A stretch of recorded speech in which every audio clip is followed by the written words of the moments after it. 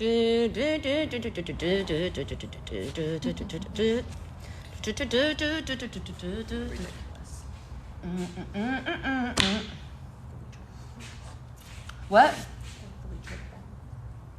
Probably 2 and 4. So I just need 1 battery, please. 1 battery, please. Hello, everybody that's here so far. Just waiting for people to join. Before we start this very first interactive how to use it tool of the week. So, what I'm going to show you today, while we let more people join, what I'm going to show you today is how to use a drill and how to use a driver to do all sorts of things. I'm actually going to build something I need for my office at work once we go over all these things, and show you what types of bits that you can use, what kind of screws you could use, what exactly are these things capable of doing. Hey, Southern Twist, how you doing? Our Snick Neptune, we got you joined in. Only grab one thing.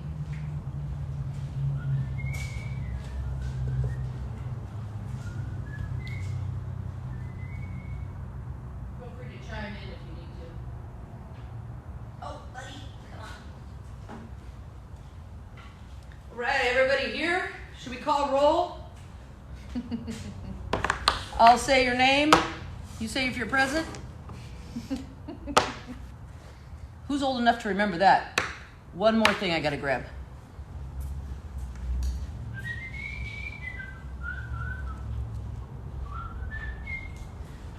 Oh my gosh, that looks terrible. We need some interlude music. Okay. Oh, that's the old packing stuff there. Okay. I know it's a packing station. Hello from Oaktown. How are y'all doing? Okay, so let's get this class underway. So this is a standard 18 volt Makita drill. This is something that you would buy at any hardware store that carries them. There's many other brands. The brand is not, you don't have to brand follow. I prefer to use these tools. Why? Because they've been really good for me, and I really like the blue. I love them in Milwaukee, but they gotta make another color than red. I'm a Cowboys fan, can't be doing that. So the drill, and then there's the driver, okay? So the difference in the two is, while this drill here can hold pretty much any bit, and by bit, I mean like one of these, you know, things that drill holes in things and things that fasten. While this type of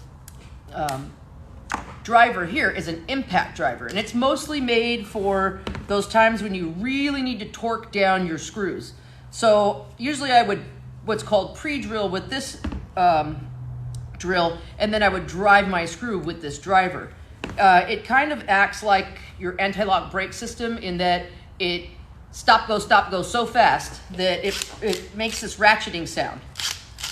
And it also helps you to keep your drill bit inside your screw head, whether it's a Phillips or a star bit or whatever it is.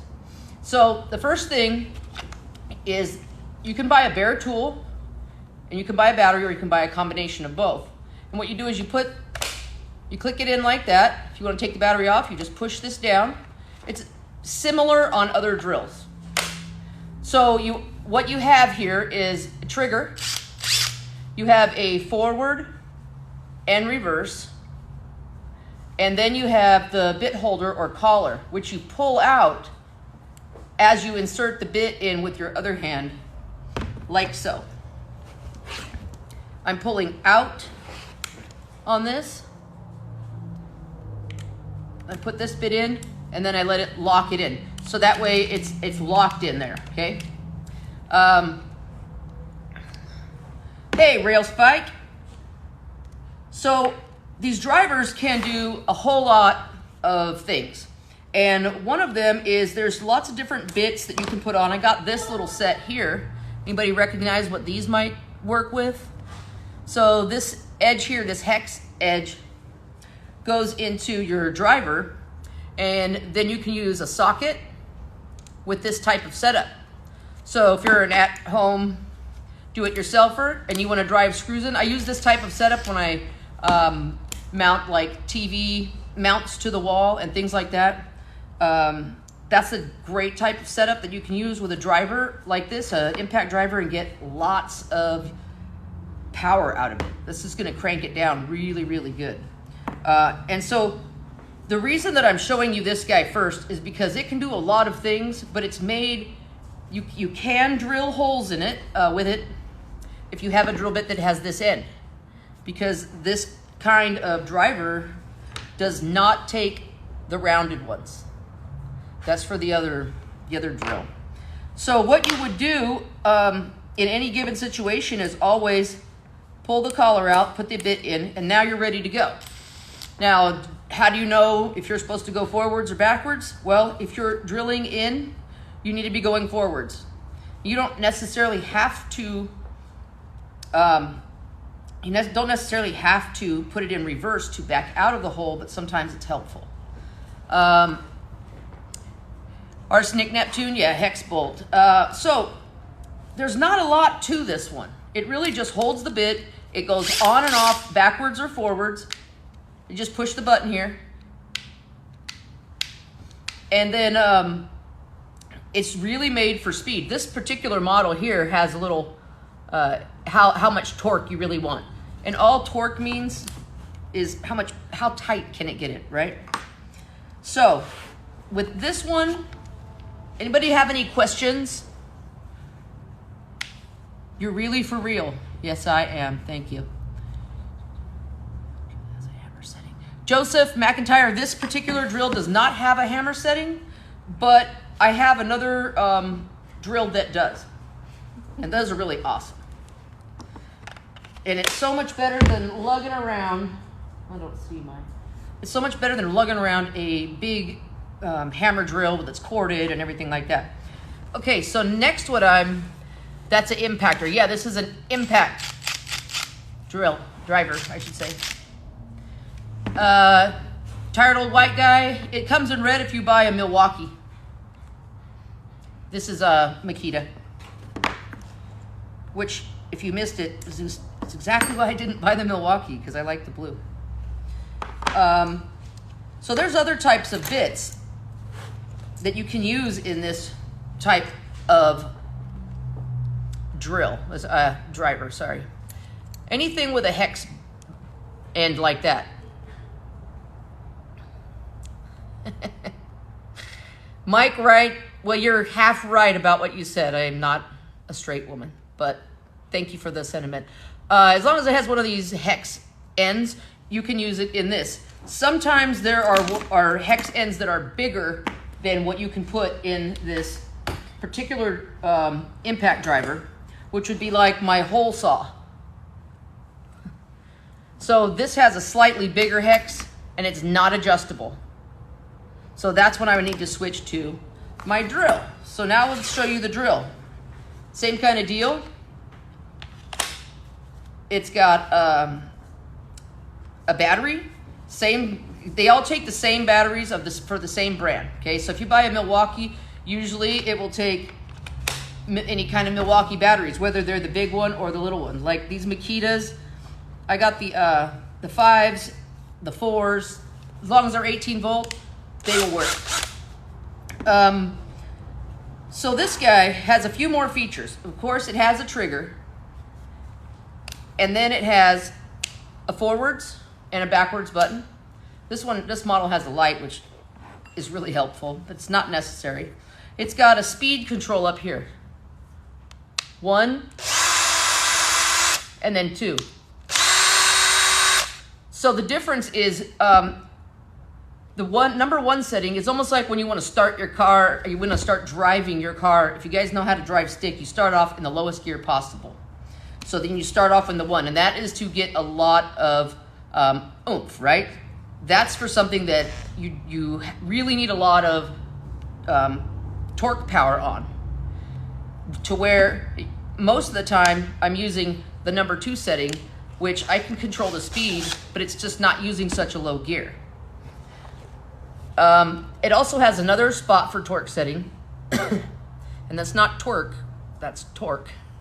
And you can change this thing around here, this dial, to how much torque you want. And you can put it on very low if you're driving maybe drilling a small hole or driving a small screw so that you don't strip out your pieces. And that's exactly what this torque thing here is for. Let's see, this is for beginners. If you're new, welcome and learn, grow together. Thank you, Arsenic Neptune, for having my back there. And PDX Buddy, thank you very much. I think I've seen you before here, and you're cool. And if we have anybody that's, you know, a jerk, we will just block you, so don't even worry about it. I'm a DeWalt. Yeah, I like DeWalt too. I just haven't used any of their drivers because I always had this. So if you just joined us, what we're doing is learning how to use a drill and a driver and all of the different types of bits that you could possibly use that I have as a woodworker. So this drill operates a little bit differently than the impact driver. Notice how the ends are different? And this is what you call a chuck. And it's actually a keyless chuck because back in the day you used to have to take these thick keys and go like this and tighten it up. Now we don't have to do that. So it's got these little legs in here. See them coming closer? Right in here? It can grab a bit up to that tiny. Or it can go back. And I think that this one is a 1/2 inch, which means it can take an end of a bit that is up to a 1/2 inch around. So how you do this is you open up, you can either open it up like this and take forever, or you can hold on to it while you pull the trigger and open it up that way. Oh, see, that's closing it. Okay, so it's opened up, right? So then you take your bit and you hold the bit kind of centered like this, right? Kind of hold on to this a little bit, the chuck, and you turn it. Motions, I'm not sure what you're asking damages the drill, but nothing that I just did damages the drill at all. So what I just did was put that in there, put that bit in this chuck, and tighten the chuck down until it clicked, okay? So if you missed it, oh, I need more. I'm stronger than the drill all of a sudden. Okay, there's the hole. You put this in it. Since I know I was going backwards, I'm now gonna go forwards. I usually just support this while I hold on to the chuck. And I go like this.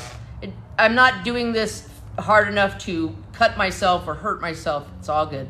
So once it tightens up on there, what I do is I just tighten it up by holding this and pulling the trigger, and then my bit falls out every single time. So what I've learned to do is once I get it tight, don't pull the trigger at all. Do you hear that clicking? All those clicks? There they go. That's nice and tight. I never have a drill bit fall out when I do that.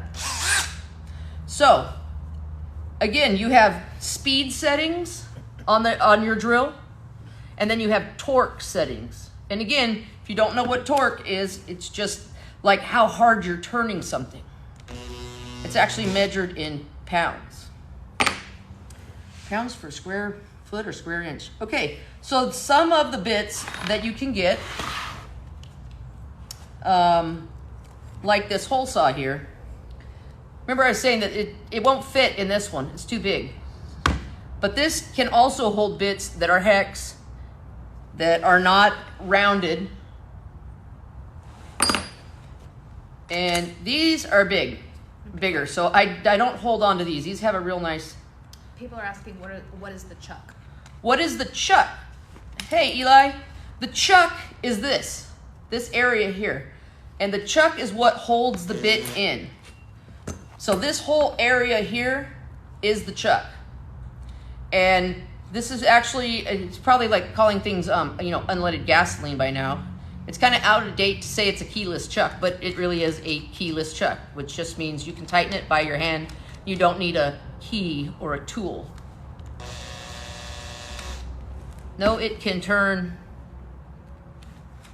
Not sure what you mean. Okay, so the only real things that are on this as features is your trigger, your forward, your backward, your speed, and your torque. Mostly, I just leave it in the highest torque setting, which is see that? It's like a little screw.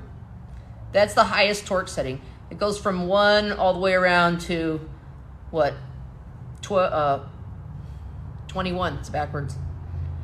So you really, unless you're trying to go into some material that is really soft, you really don't need to worry about your torque, and you can keep it in a high speed.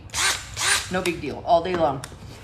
Okay, so some of the things that, now that I've shown you the drills, if anybody has any questions about the drill or the driver, I do have my lovely assistant, and she will try to be reading those.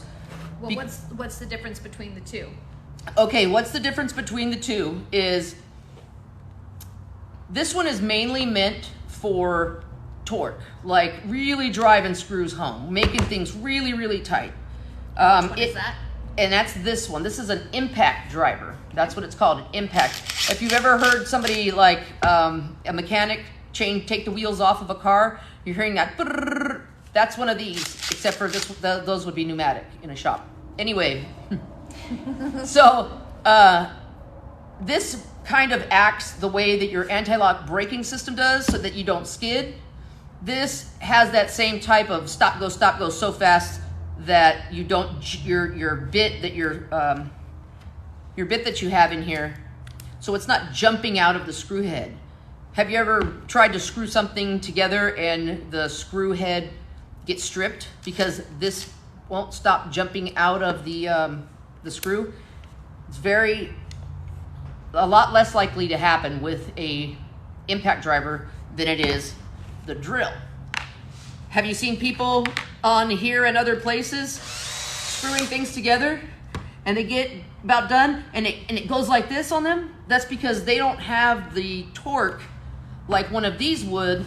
So, I mean, the kickback on these is very small, like this. Where one of these, if you're really stuck in that screw hole and it stops, can really go like this. So what I like to do is always drive my screws or take them out with my impact driver. And then I always use my drill as my pre-drill, my pilot hole driller. And the difference, another difference is that this one can only hold bits that have the hex end. It cannot hold these type of bits, the round ones, but the drill can hold both. Now, can both of those do the same things? Both of these can do the same things, okay, except for the helping you to not jump out of your screw, helping you stay in the head of your screw or on your bolt. This one's going to be your best bet for that, not one of these. They don't have any give. You end up jumping out of the screw and stripping. Okay, so the next thing I was going to show you guys is what type of screws. I'm going to show you the type of screws that I mainly use to build everything over the last 25 years. And what do you build? What do I build? I have been a custom cabinet maker, finished carpenter for the past 25 years. Somebody asked, drill doesn't have the impact feature. This drill does not have an impact feature. They make an entirely separate one for that feature alone. And that's called an impact driver. And that's an impact driver. Drill, impact driver. Some people call it an impact drill. Call it whatever you want.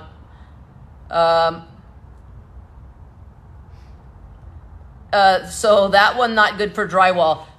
This one would not be good for drywall.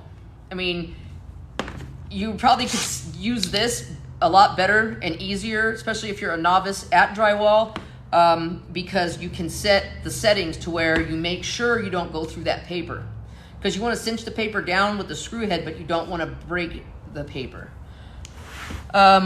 Reason why they would be sold together in stores, because it is very useful to have both of these, because they can essentially do the same thing, but this one is much more efficient at driving in and really tightening screws and bolts and getting them a lot tighter without jumping out of your screw head versus this one. This one all day long, it's going to jump out of your screw. I'm sure if you just have one of these, it does work, but one of these, it's so much nicer.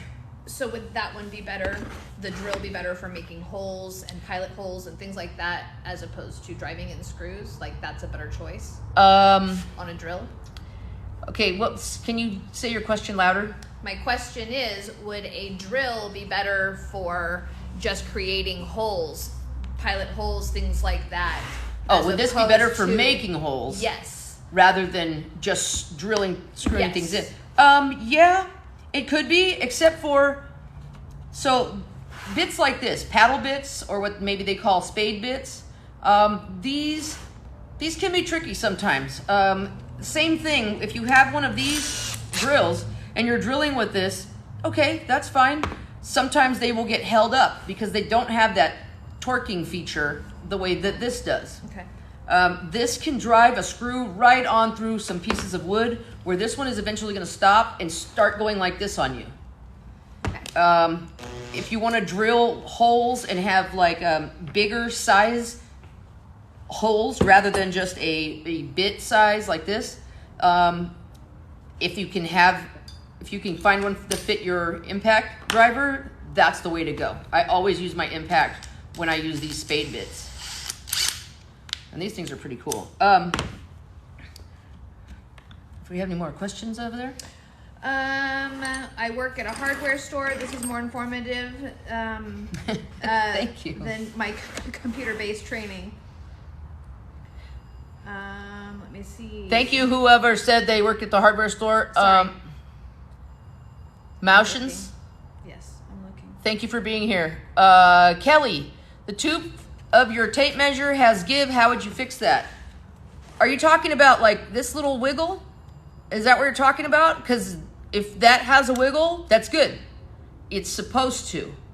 Because that way when you hook onto things versus push into them, this adjusts for the width of this itself, and that way you can get an accurate measurement. Otherwise, it would always be off depending on which way you're going. Gail, how you doing? Hey, I ordered that brand. I'm excited. Okay, so the first thing I'm going to do right now is I got to build a quick little thing here. You guys ask questions if you want to. I'm going to build a little stand or a little riser for my computer at work. And I figured out what size I need it to be. And I figured that if I brought you guys along while I make it, you'd be able to see exactly how that you should screw things together in an application like this. Prairie Belle, yeah, I would try to not let them be under freezing temps, but it's had to have frozen here a little bit in my shop. Yeah, It definitely kills the battery. You know, I have to charge them sooner when it's that cold, but it hasn't actually ruined anything. Thank you guys for sending me gifts. I really appreciate that. Misty, hey, how you doing? Like I said, you guys, I have my assistant with me, so if I miss your questions, hopefully she will find you. Okay, so what I'm going to build is just a simple little square, and I'm going to show you what you should do. What's going on it? Okay, so I have this computer, like, what is it, the computer tower? The computer brain, right? And it's too low, and I don't want to have my keyboard all the way across the desk. So I've devised a little plan here. That's what I do, is devise plans to where... Is that beer? No. That is Ollie Pop orange soda. And if you haven't seen Yuri, whatever her last name is, just look up Yuri. She does the Kardashian videos. Hilarious. You guys gotta watch it. Okay, so this is the way, in my mind, that I pictured this thing would look, okay? And it's just a square. See here, just a square. So the way that I would connect plywood, so when you're using a drill and driver, let me back you guys up a little bit. All right, so when you're using a drill and driver to assemble things like this, and you're not using maybe a nail gun or something like that, plywoods usually will let you just drill screws right into them, usually. But seeing as how I'm going to put I'm going to put my screw right at the edge here. I've only got, let's see, where is it at? There we go. I've only got 3/4 of an inch for my whole board, and I need to make about half the middle line to where I screw in. So what I don't want to do is split these boards. And what I've been trained to do throughout my life as a cabinet maker is to pre-drill everything. Do you have any questions? So now I'm taking my, go ahead. No, go ahead. Okay, so now I'm taking my countersink bit, because if I want the head of the screw to be just below flush of the surface, then the best thing to do is get a countersink bit, because it will drill for the screw, and then it will give you a little spot here for the screw head to sit into, and these are completely adjustable, so you can do little screws or large screws, whatever you want. Thank you, Robbie. So the first thing that I'm going to do is rearrange this so that I make sure that it's correct. Okay. So everybody is asking, what is your preference for drills? Brands? What's my preference for drill brand? Yeah, is a brand a thing, or it doesn't matter cost-wise? Okay. If cost isn't an option, gotcha. Like what is high quality? So you get what you pay for. Any drill brand will work. How well it works and its life expectancy is kind of brand specific. The higher end drills, like Milwaukee or Makita, and some people would say DeWalt, because they have came a long way. I haven't used DeWalt drivers before, but I have always used a DeWalt chop saw and a DeWalt. I also have DeWalt air guns that I really, really like. They're usually spot on. It doesn't matter what brand you get. You could go to Harbor Freight, buy yourself a $30 set. As long as it works for you, great. We don't have to live up to anybody's brands, or honestly, it doesn't matter. They're all going to function the same way. And like I said, maybe you get a lot more torque out of one brand than you do the other, but usually hardware stores and things that carry these products will have a spot where you can test them. And sometimes these, like I've seen the Milwaukee rep in Home Depot before, and that's a chance to ask questions. And usually they know their tools, but you just never know. Our Stick Neptune says color choice in the end is basically what it comes down to. Yes, Arsenic Neptune. It's exactly right, because I really do like the Milwaukee tools. I haven't used them personally, but I've seen other people use them, and they make a smaller size that is great. But I just haven't, for smaller hands, because some of these tools, I mean, all of these tools are built for man size hands, and my hands aren't that big, so the Makitas fit really well in my hand. I'm able to wrap my hand all the way around it, versus it being so big that I'm like this, Where on my nail guns, it depends. If I try to hold it like this, I can't. I have to find ways, but as a short person, I've found plenty of ways so far. The biggest thing that matters is getting out there and making something. Yes, that is the biggest thing. Yes. Electronic Geek question, are you planning on putting the computer tower in the box? Oh, no, the computer tower is going to sit up on top of the box. And I'm only making it 5 inches wide, because my computer tower is 15 by 15 by 4.5. And I plan to make this little stand for it and then give it a screw right into my desk so it doesn't fall or anything. But my keyboard and my mouse cords are just way too short. I have to be like over here. So. And just another quick question. Yeah. You're building it out of, you say plywood, but when you say plywood, I think of Home Depot, like press board. Right. You know what I mean? Like stuff that you use like subfloor and stuff for. Got you. Okay, so when I build things and when I'm saying out of plywood, this is, this is actually a cabinet grade plywood. So it's already been sanded and it already has a pre-finished lacquer on it. See that, how it shines? It's got a nice core. The core is the inside of the board. And it's good. It's a really great product, so I'm excited to be able to build something with it. What I was saying was that plywood, you're usually okay to put a screw in it. Shit, see, I messed up my pieces. You're usually okay to put a screw in it without having to pre-drill.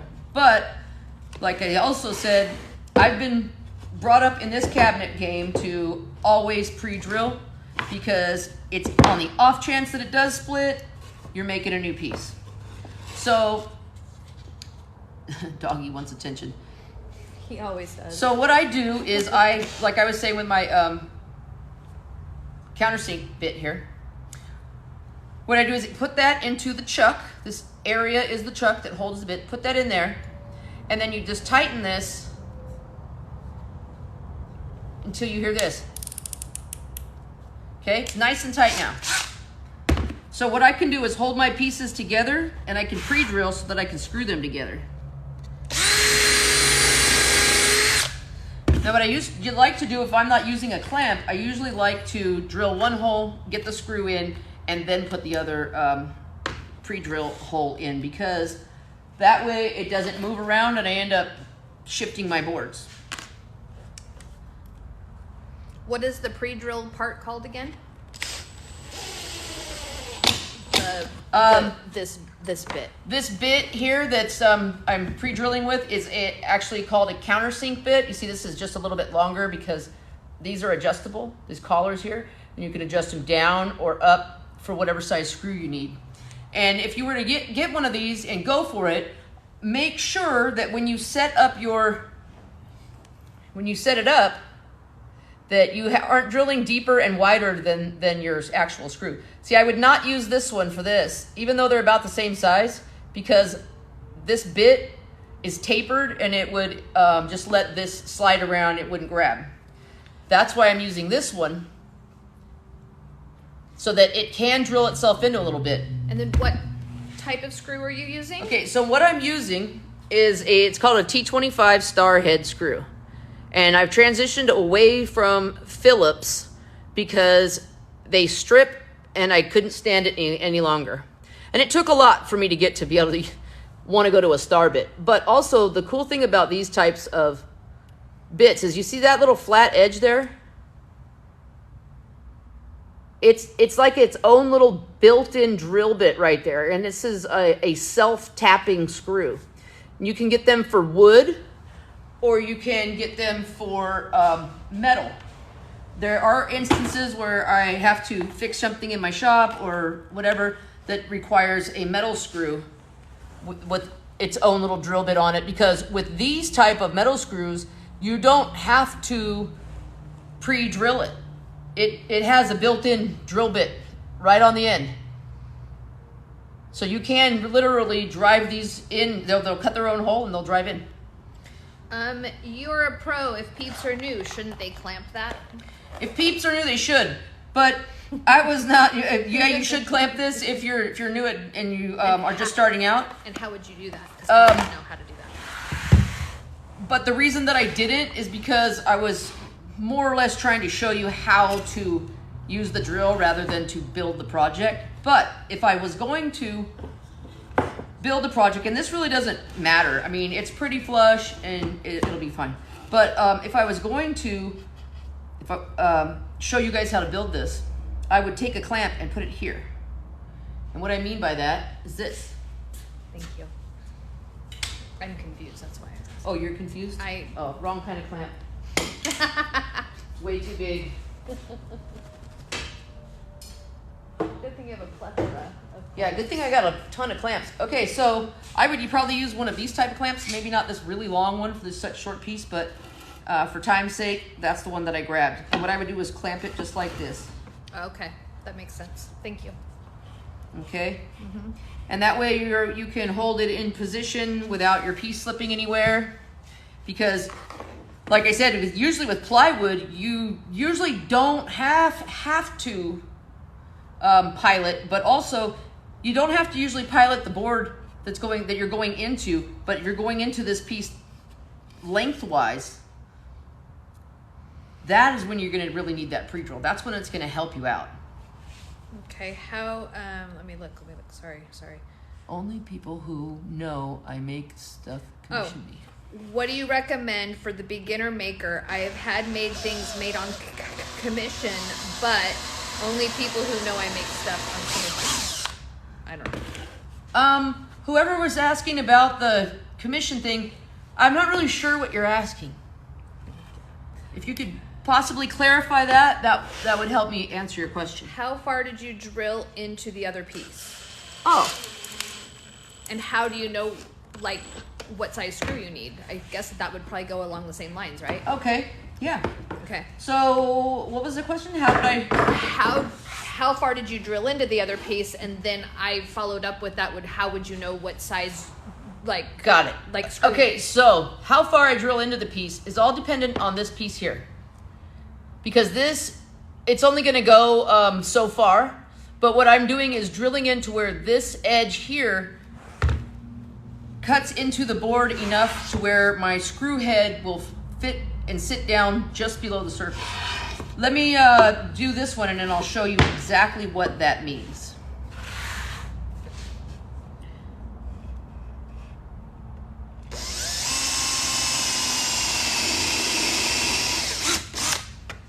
All right, so now I've got a hole that not only goes through this piece, but it also goes into this piece, okay? And let me show you the depth. You really only need to go just deep enough, like I can touch the whole thing there. It's not deeper than my fingertip. You don't want to go too far and go through half of your board, but you kind of will be able to gauge, okay, where am I at, you know? So,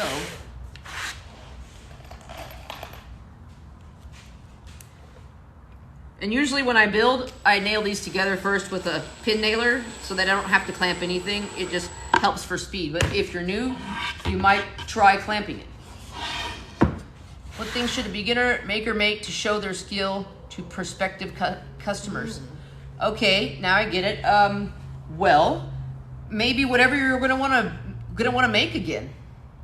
I don't know that there's just something just amazing that you can make if it has nothing to do with the other. Let's say I've been a cabinet maker, so I would show people islands and vanities and kitchens that I've done and things like that, where I probably wouldn't show them things like me building a shed in the backyard or fixing something kind of like that. So I mean, what are you artist?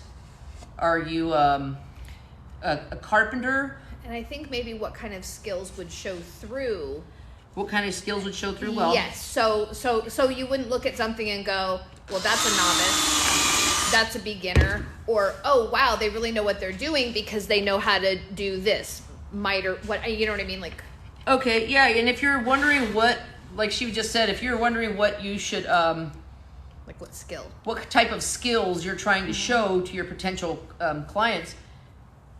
You know, you need to show detailed pictures of your work or actual pieces that they can see and with no mistakes on them. And what I mean by mistakes is if you messed it up, redo it. If you're really trying to showcase your skills, you don't want to put out there what's not your best pieces, whether they're art or they are a cabinet or they're anything.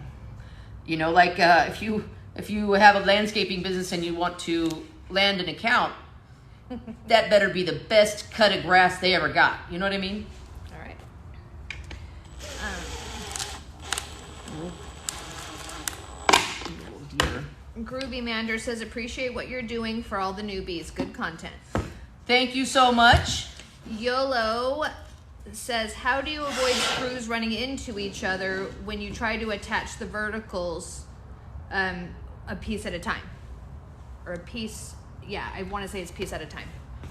How do I get the screws not to run into each other. Yes. Well, I'm only putting screws in this way. If you guys can see the way these, see this piece is running long and then this piece is running this way. So I'm only putting screws in here because there would be no reason for me to put any right here. It wouldn't go into anything. So I've got the screws in here, just like this. And the way that I've, engineered this in my mind was so that these legs sit right on the floor. They have a spacer, and then the top is actually gonna sit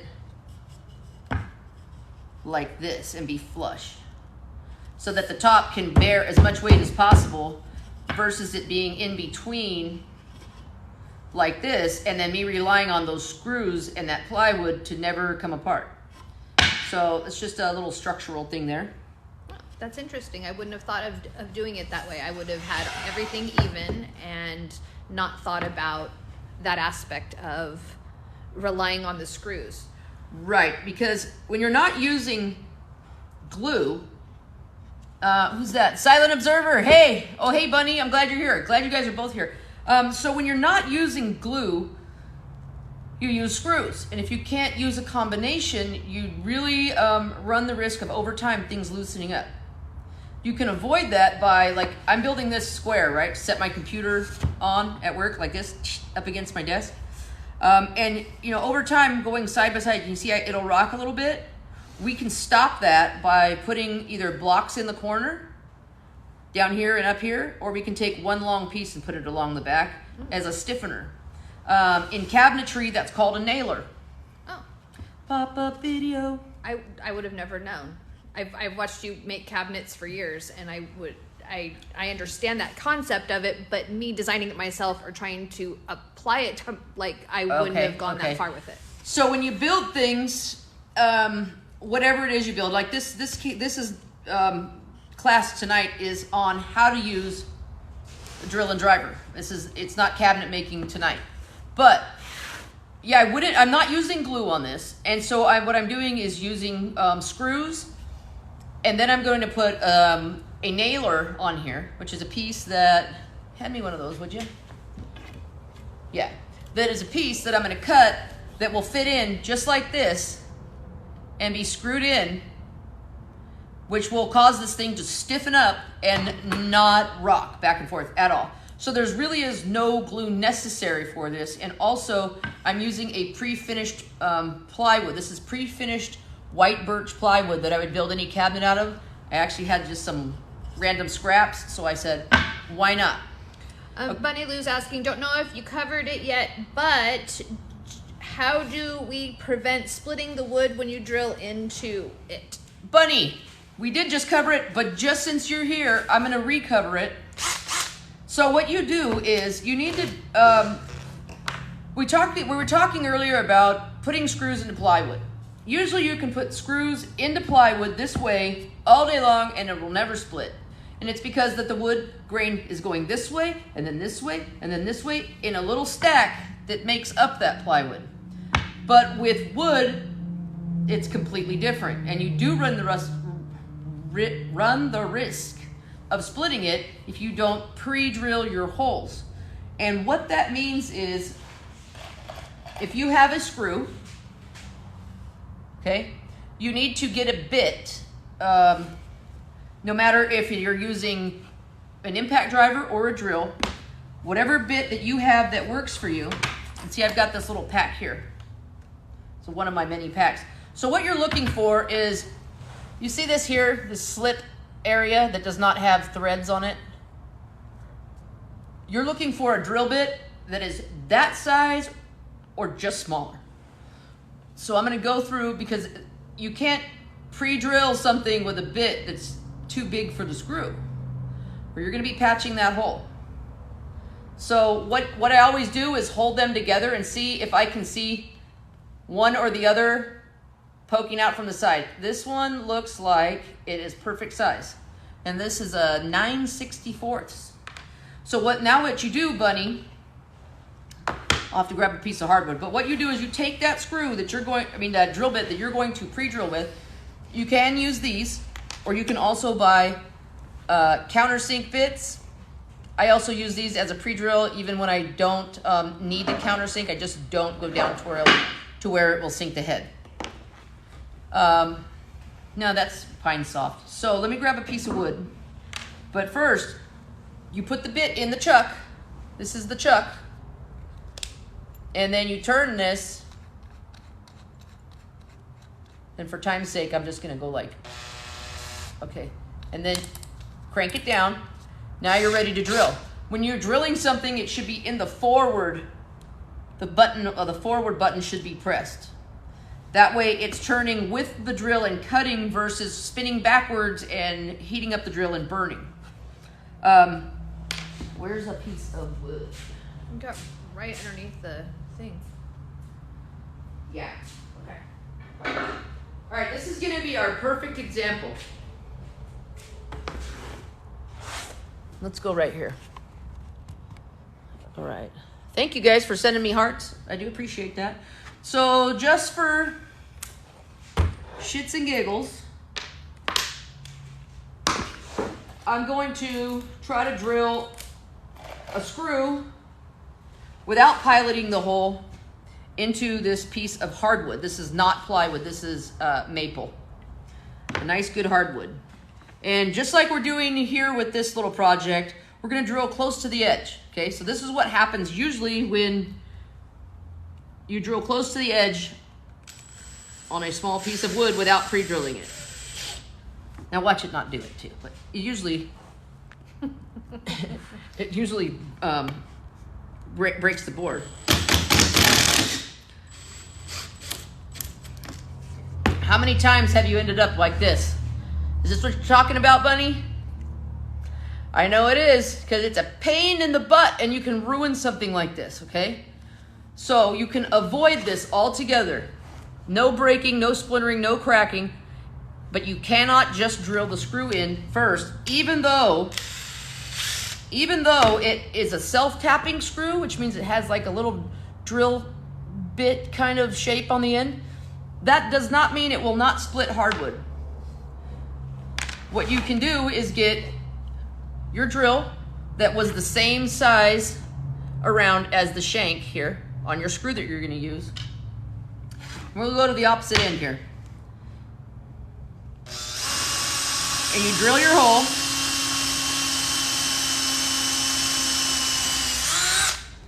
So now I have a hole. So that's going to make this screw, same screw that split the other end. Now we're putting the screw into it.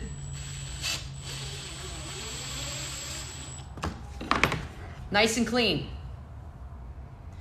And by just using a drill bit to pilot the hole, you see how the head is sitting outside? If that's fine with you and your project, then that's great. If you'd like to sink that head a little bit, then you should probably get a countersink bit. You can do this without a countersink bit. Let me show you how. So you just back that screw out.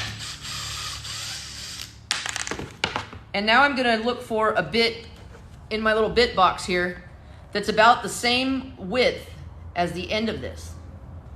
And it looks like about this. You just hold the end together usually. Yeah, 3/8, right on the money. So what I'm gonna do is take this bit out and put it back because I hate looking for my tools. And now I'm gonna put this one in. Now this isn't very big open, so I have to open it more.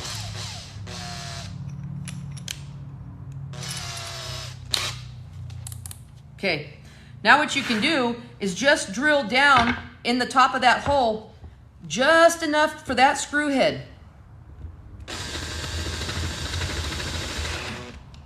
When it catches, you're deep enough. This produced with 2 different drill bits the same thing that this produced with 1. And this part is adjustable. You can adjust it up for big, large screws and down for smaller screws. So this just adds to the speed of things, but you don't have to go out and buy a bunch of fancy stuff. You can do it the old-fashioned way. Okay, people are amazed there's no glue. Melamine glue works good on pre-finished plywood. Yes, and that's what I use when I build drawers is the melamine glue, usually the Rue glue or the Tight Bond melamine. But also, if you use that, you have to remember that it will rock. It will stick to this stuff, but it's not 100%. And if this was a cabinet, I would not be putting finished plywood to finished and then trying to glue it. I would be running a dado or even sanding off that finish so that my glue stuck. Okay, so here we go with our screw. Did I already do this? You just screw that right down in there.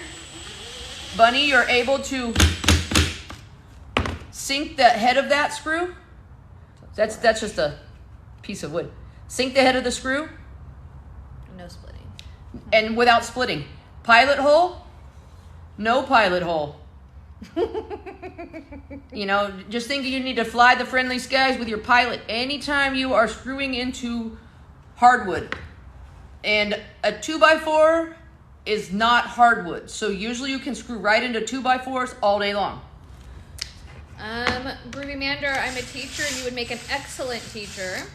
Oh, thank you. Love the smell of burning wood, Arsenic Neptune says. Burning wood. You know what really smells good? The wood that smells good is maple when it goes through a white belt sander. Oh, it smelled like maple pancakes or something. I've always loved that scent. Kelly's asking if you can show us how it adjusts, and I assume the adjustment would be on the countersink. Oh, the adjustment of the countersink? Yes, I assume that that's what it is. Okay, so usually they come in a little set. Usually you can get like 3 in a set, and it comes a little Allen wrench to go in this hole and the hole on the other side. So you can loosen it and bring it down or up depending on your depth needs. Cabinet makers are awesome. This box is so easy for you. Awesome. Yeah. Thank you. Yeah, you know, cabinet makers are the surgeons of the carpentry world. Okay. You can also drill a little deeper and patch with dowels. You can drill a little deeper and patch with dowels. That's an excellent idea. And if this wasn't just something to hold my computer stand up with, I might do that. Also, I mean, if this was really fancy, I wouldn't do that at all. I would probably use biscuits internally and glue those. So for whoever had asked about how does this adjust. Oh, sorry, that would be Kelly. Kelly. So it gets full of sawdust and they kind of get stuck. But usually you just loosen this and loosen this and push this up or down. Okay, so if you have really tiny screws and you're on a tiny little piece of wood, like hardwood is gonna split. If it's a small piece, or maybe even if it's old, if you're trying to repair some sort of, you know, older furniture or something that's been in the sun or the elements, you don't think it won't split. Use one of these. So this can adjust. And so since I'm using this size screw, what I want to do is make sure that the screw head is going to be bored right about there. So what I want to do is back it off just a little, probably right about there. Tighten these guys up.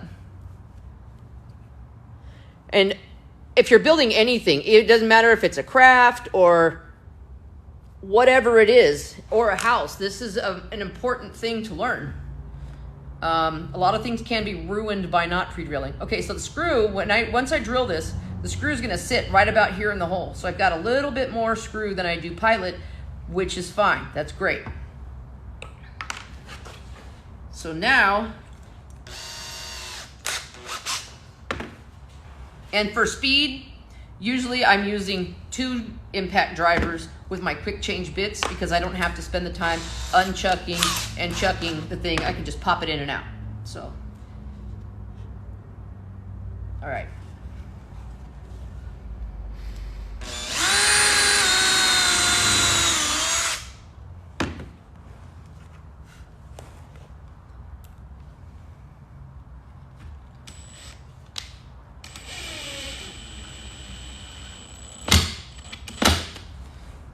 Now I didn't let it ratchet too much because I don't want to strip the screw out. This is This is like a pine core, I think. I'm not really positive of what it is, but seems legit.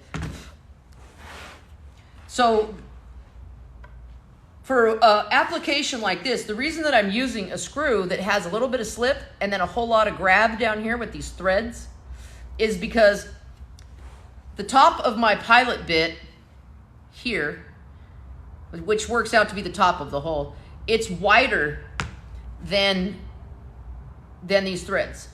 So by the time this screw goes through here, it goes down into this bottom piece, it's really gripping the bottom piece but slipping through this top piece so that the head of the screw can really cinch it down. And that's why I use these. Because if it was any finer of a thread, it would have already stripped. It wouldn't give you the same holding power as these coarse threaded ones do. Do you like Norm Abram?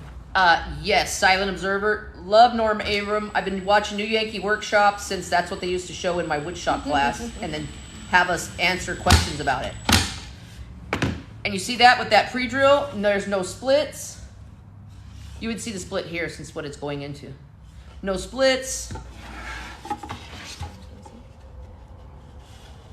I actually would love to be a teacher on the New Yankee Workshop.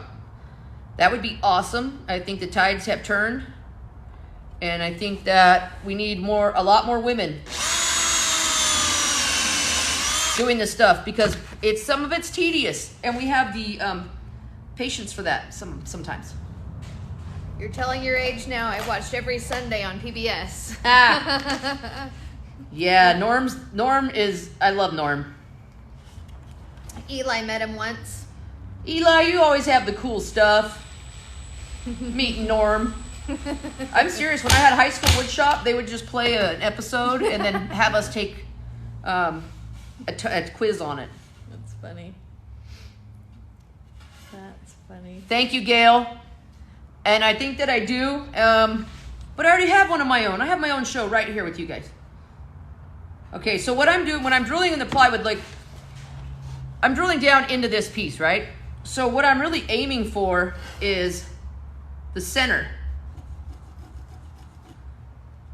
And you can see, this is the center that I'm aiming for, right? This line, so that my screw goes down the center of this board. You can see it slightly off because I've learned to slightly angle my screws. And I'm also staying away from the edge this way. Let's see, so you guys can see. My spacing for my screws is strategic because I don't want to get too far to the end anywhere. I mean, I have to get here, but on the edges, why? There's no reason for me to get closer than I am. Is there a particular type of nail for wood projects like outside furniture versus inside furniture? Is there a particular nail? Yes, but I would assume that would be screws. Joseph wants to see the hammers. Well, you know, if you're looking for a nail for outside building furniture, you know, that's kind of older stuff was built that way, and a lot of it has loosened up over time. So mostly now we use screws or like biscuits, or if you have the Festool Domino, it's joinery with inside a joint that you cannot see from the outside. Which that was Bunny Lou that asked me. Bunny Lou. Okay, Bunny. And also Tommy from This Old House. That was Silent Observer. Oh, I don't remember a Tommy from This Old House at all. All right. You want to see my hammers? I'm going to do a show on hammers, okay? You said the top board goes on both side pieces for extra support. Why doesn't the bottom piece? Because the bottom piece doesn't have to, because it's just there to hold the legs together, you know, from falling apart. So this structure here is going to be the most sturdiest that you're going to be able to get. You have a piece that's going to be bearing weight on top, just like the framing of your house. Okay, this goes underneath it so that this board will not crush and it can go straight to the ground. I could have chose to put this on the bottom, but I like this design a little bit better. I could have done it this way as well on the bottom, but it really didn't need to. Its only purpose is holding the legs apart. And you're also going to add the nailer for more support? Yeah, because this is screwed together and it's barely rocking now, but it still has a little bit of a rock. So I'm actually going to use that one. Can you hand me that one? Trying. Oh, your broken wrist. So now what I'm going to do is cut this piece to fit in between here.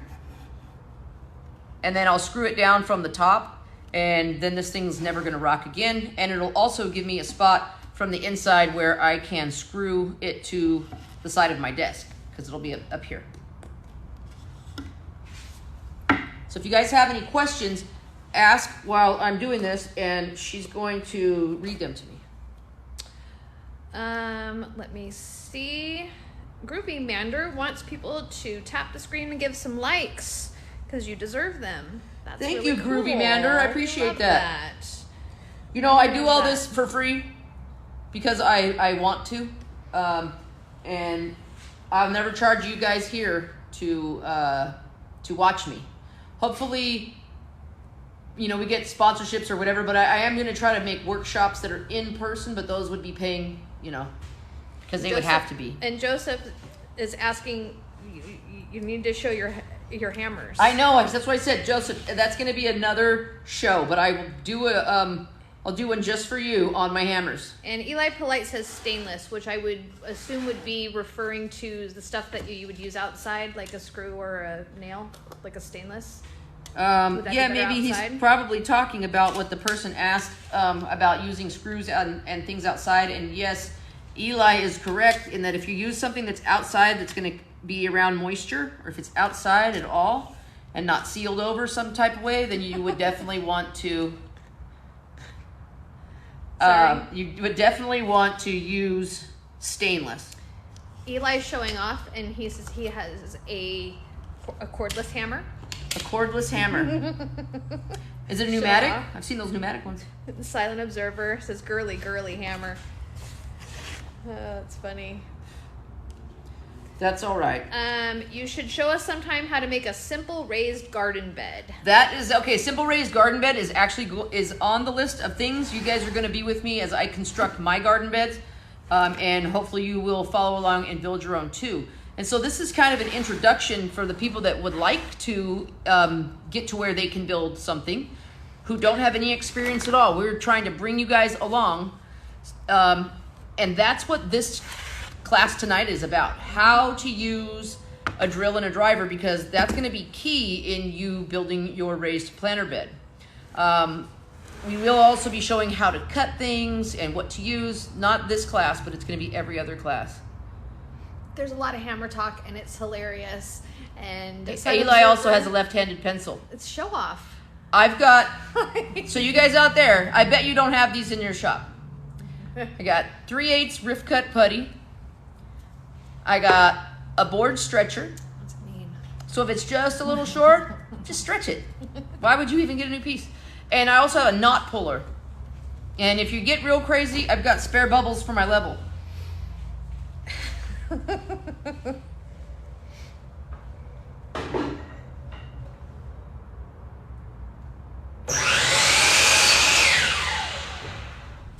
All right, so this is my little nailer I'm going to put on here. And all this can be done with using screws. What's that? Where do you live? Where do I live? Where do you live? In a house. In a house. Down by the river? Down by the river. No, I live in Atascadero, California. That's where I am. Here, where's Joseph? Because I'm going to bust out the hammer. Eli says, I have dehydrated water in a can. Just open and add water and you're good to go. Eli, you're hilarious. Look at all day long. We always used to do that. Send the new guy at the shop around to go get the board stretcher. And each guy would say, oh, yeah, I lent it to so-and-so. They've got it. Oh, hammer! It's victory. And it's cordless. That's good. This is a cordless hammer. For all the new people, it's a joke. No, this is a solar hammer. It's powered by solar. Is this how you get everybody? By the time we are done, I will understand all the jokes. See, that's what I'm saying. There's this newbies out there. They're like, Okay. really, a board stretcher? That's cool. So there is no such thing as a board Thank stretcher you. or a knot puller, or spare bubbles for the level. These are all things that those of us that have worked in these types of jobs or in a trade, those are the jokes that these guys have pulled on us. And so we hand them down the line to the next person. So now I'm going to put shorter screws in here. Since I used 2-inch screw constructing the bodies, let me put you back where you guys can see. I used a 2-inch screw conducting the bodies here. Yeah, blinker fluid. That's hilarious. I use these longer screws for this, which is pretty standard. About a 2-inch screw to screw a cabinet together is pretty standard. But what I'm going to use along this nailer, I don't have to have it go that deep, so I'm just using 1 1/4 screws. And like I say, after this nailer goes on, we won't need to, see, hear it ratchet? Oh, I know it's moved. But it's got pilot holes. There, that one. There you go, it ratchets. It does the work so you don't have to. It's like those scrubbing bubbles. All right, there it is. Now I can stick this up against my desk, put a screw in it so it doesn't fall over, and stick my little computer tower on it. Yeah, that's it. I'm sorry I'm late to the party tonight. What are you making? Who was late to the party? That would be Tardy. Christine. That's perfectly okay. I was making something for my computer to sit on at work so that my cables of my keyboard aren't way over there. But the whole point of tonight was to show you how to use a drill and an impact driver, and then with how to use it on actual wood. We also went over why does my board split every time I put a screw in it when it's hardwood. It's because you need to pre-drill it, a pilot hole, so to speak, like this, so that you can put a screw in it and it never splits. That was really educational. Was it? It was. I learned a lot. Did you? See, I this did. is great that you guys come here with all your varied levels of experience, because even my lovely assistant here, who has been around for many, many years, is asking me questions that I haven't even thought of that you guys might not know. And that is great. So ask all the questions you want. Let's see, what are we doing on time here? We're about ready. Hammer. Okay, so thank you guys for being here. But Joseph says that his hammer's name is Lightning because it never strikes the same place twice.